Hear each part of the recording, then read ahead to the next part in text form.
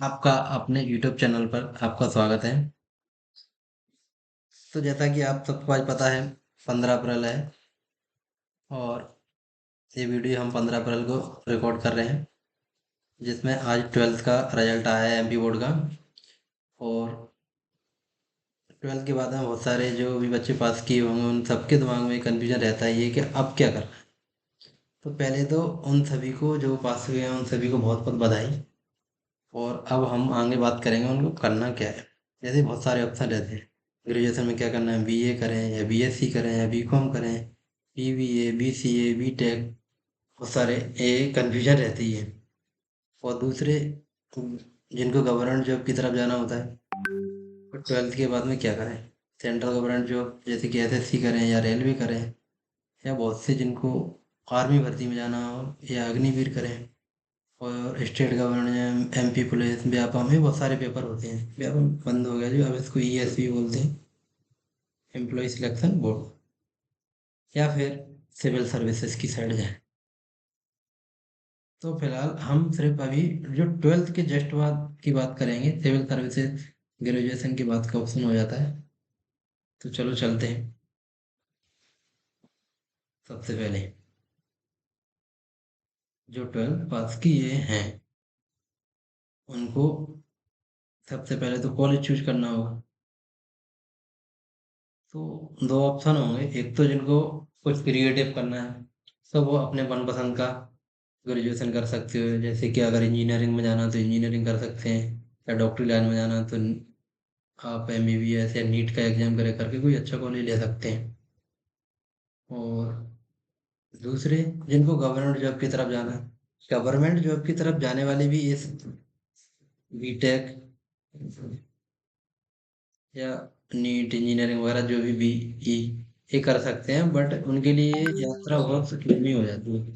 इसलिए वो mostly choose करते हैं बीए, बीएससी, बीकॉम। क्योंकि कोई भी गवर्नमेंट जॉब हो,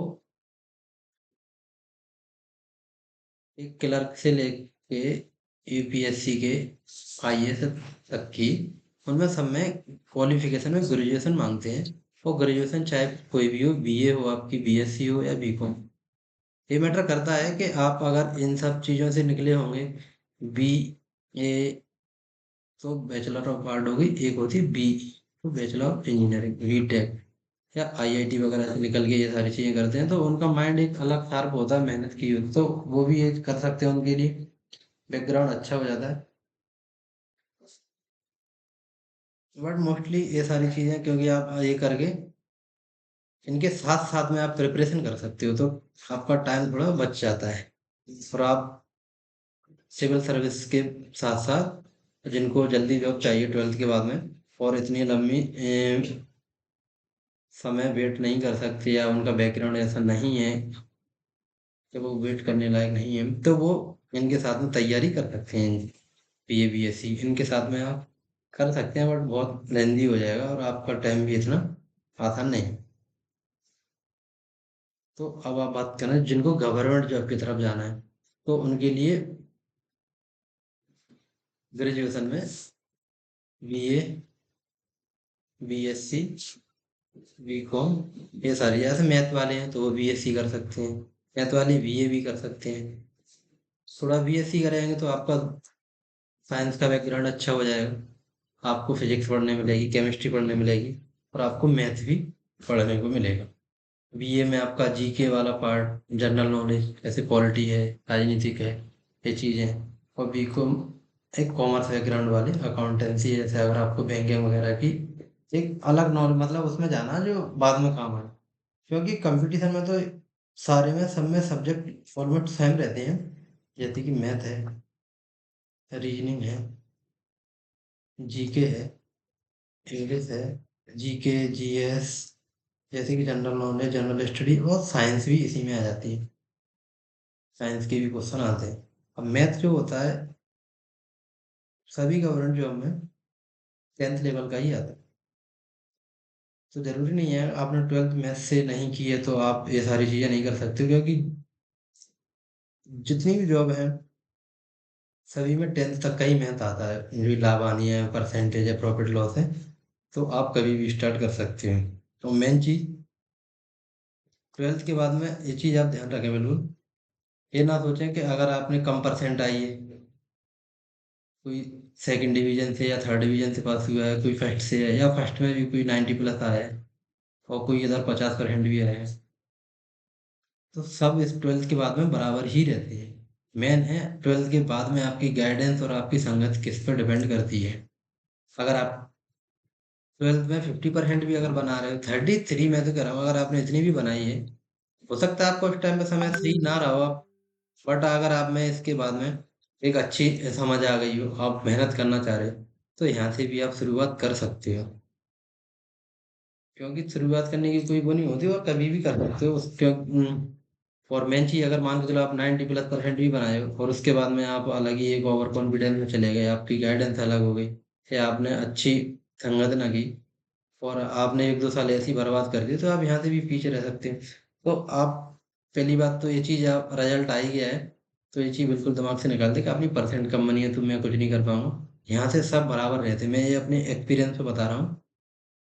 मैंने भी, मतलब मैं अपने बारे में बता दूं, मैं भी गवर्नमेंट जॉब में भी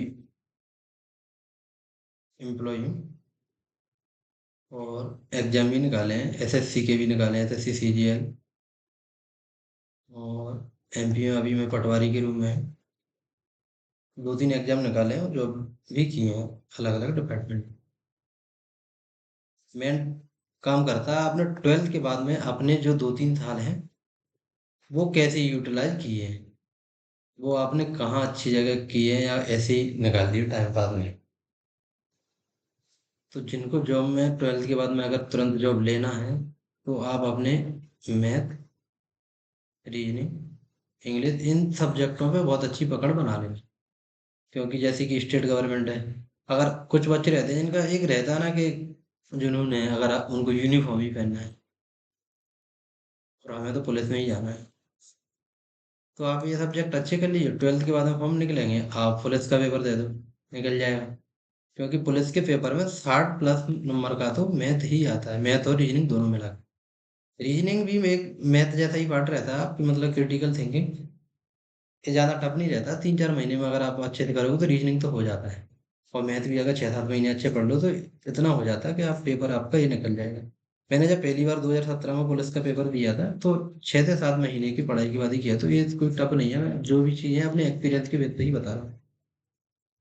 तो ट्वेल्थ की आप तुरंत बाद एमपी पुलिस की जॉब, या फॉरेस्ट है, जेल प्रहरी है, ये 3 जॉब है जो यूनिफॉर्म वाले ट्वेल्थ के जस्ट बाद आप ले सकते हो। उसके बाद में दूसरी चीज़ आती है, आपको अदर जॉब में जाना है, जैसे कि स्टेट गवर्नमेंट के बाद में सेंट्रल गवर्नमेंट भी होते हैं, रेलवे, एसएससी, बैंक। रेलवे और एसएससी का ऑलमोस्ट 70% सिलेबस सेम ही रहता है, मैथ और रीजनिंग। एसएससी में इंग्लिश एक एक्स्ट्रा सब्जेक्ट है जो रेलवे में नहीं आता, और रेलवे में साइंस का वेटेज थोड़ा ज़्यादा रहता है, जो एसएससी में थोड़ा कम आता है। लेकिन बैंक जो है, आता है, इसमें भी मैथ है, इसमें भी रीजनिंग है, लेकिन इसका मैथ और रीजनिंग थोड़ा एक अलग टाइप का आता है। मतलब इसकी प्रैक्टिस एक अच्छी करनी होती है, और ज़्यादा टफ नहीं आता है, एसएससी में थोड़ा टफ ही आता है, बट इसमें मेन रहती है आपकी स्पीड कैसी है, और इसकी रीजनिंग भी थोड़ी टफ आती है, तो बैंक की साइड में थोड़ा इसलिए भी। और एक साथ में ये भी नहीं है कि आप सारे पेपरों की तैयारी भी कर लोगे, क्योंकि सारे पेपरों में थोड़ा थोड़ा तो वेरिएशन रहता ही है। बट मेन है कि मैथ, रीजनिंग वगैरह, ये 2-3 सब्जेक्ट आपके अच्छे हैं, तो आप इतना कर लोगे कि आपके पेपर निकल जाएंगे। तो अब अपन बात करते हैं, अगर आप एसएससी की तैयारी करते हो, तो ट्वेल्थ के बाद में कौन कौन से एग्जाम दे सकते हो और कौन सी जॉब ले सकते हो। सबसे पहले तो 10th लेवल से ही एमटीएस की जॉब निकलती है, multi tasking staff. Other other department में जो हेल्पिंग स्टाफ की पोस्ट रहती है वो उससे लगती है, मतलब और अच्छी पोस्टें भी रहती हैं कुछ कुछ।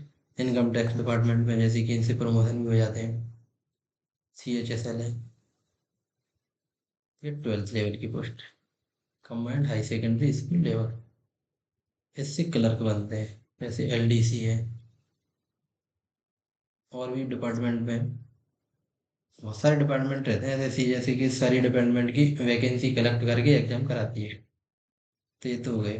अब लेकिन जिनका फिजिकल अच्छा है उसके लिए SSC GD, लेकिन इसमें मेन रहती है आपकी हाइट भी जरूरी है।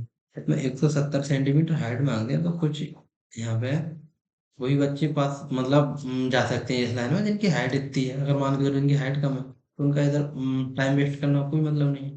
भले आप में अगर कहीं से मोटिवेशन लेके आ गए कि मेरे को तो यूनिफॉर्म ही पहनना, BSF में जाना, अगर आपकी हाइट इतनी नहीं है तो क्या मतलब। एक यही मेन चीज रहती है।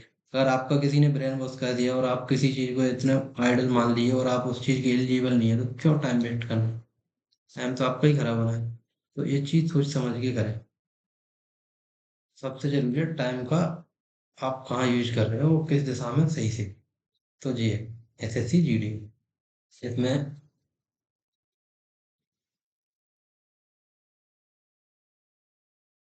CRPF,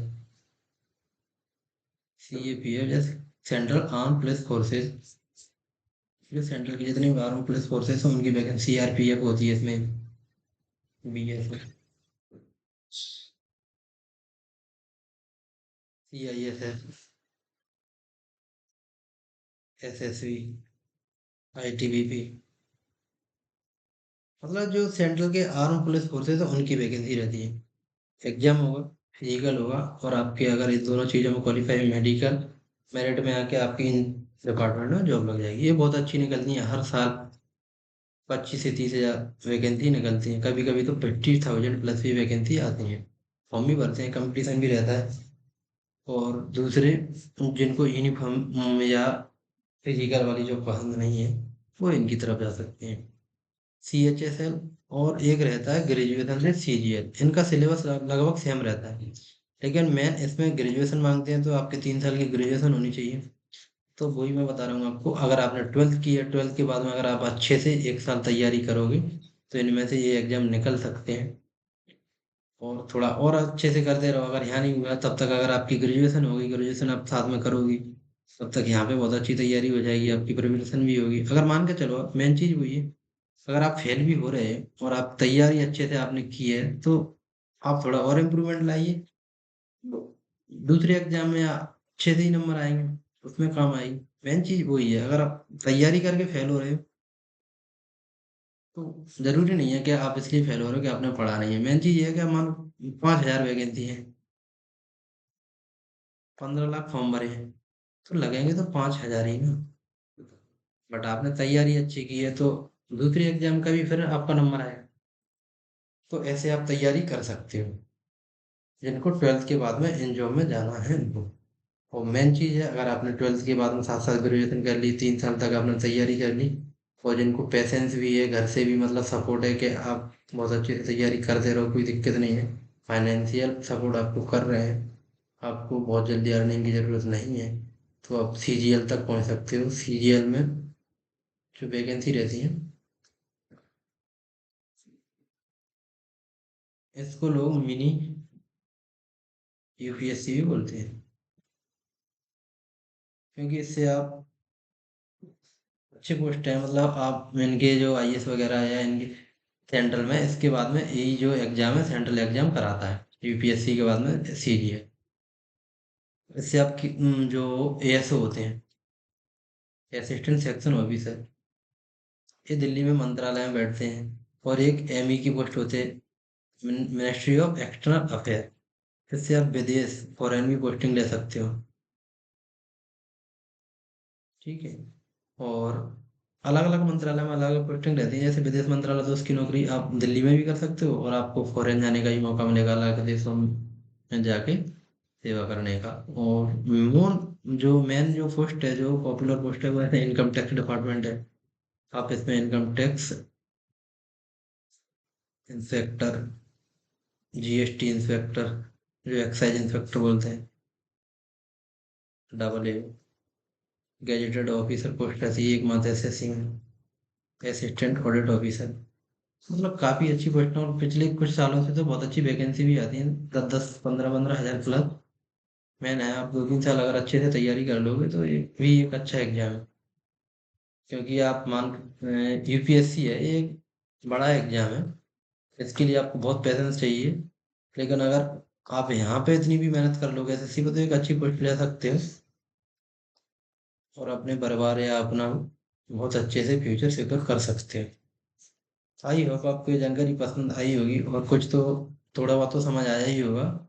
इसके बेस पे आप थोड़ी और भी जानकारी लेना चाहें तो आप वो कमेंट करके बताएं, उसका आंसर मैं और अच्छे से आपको एक्सप्लेन कर पाऊंगी। Thank you.